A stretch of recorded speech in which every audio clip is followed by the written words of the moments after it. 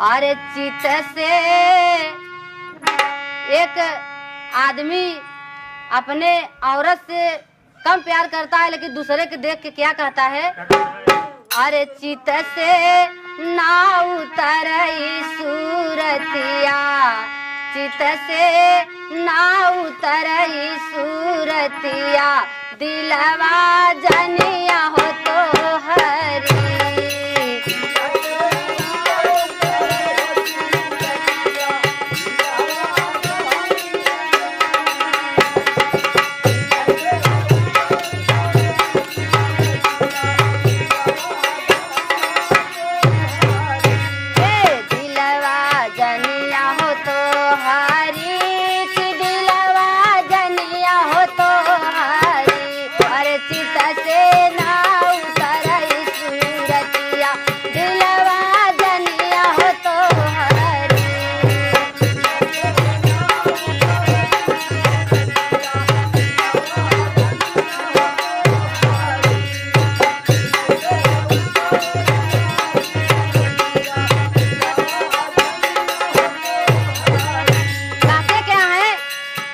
जब से देखा सूरती तोहार, दिनवा बीतई रात अपार।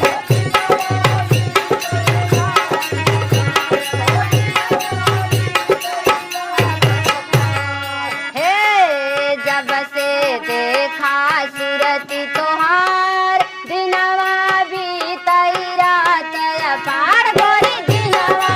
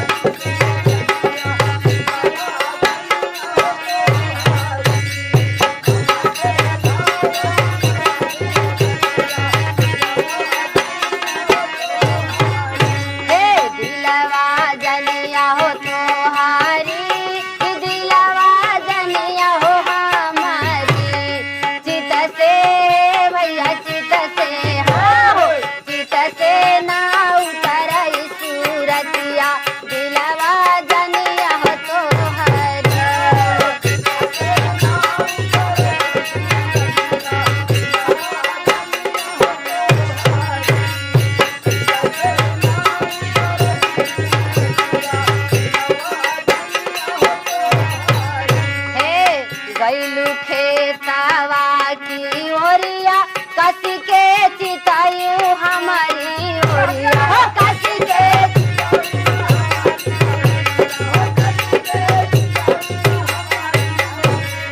अरे हमके ना सुझाई डगरिया, हमके ना सुझाई डगरिया, दिलवा जनिया हो हमारी।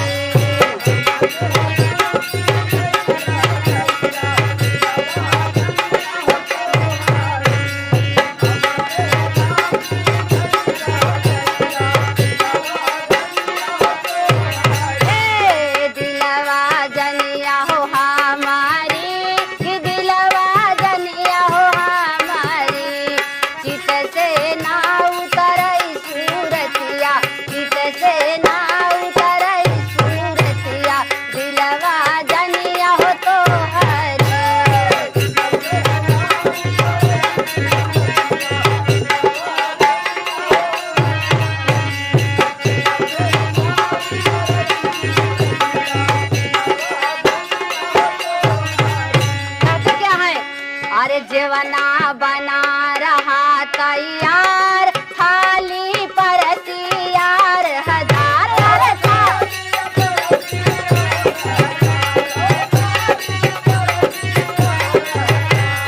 रसिया ना जेवई जेवनवा, रसिया ना जेवई जेवनवा, दिलवा जलिया हो तो हरे।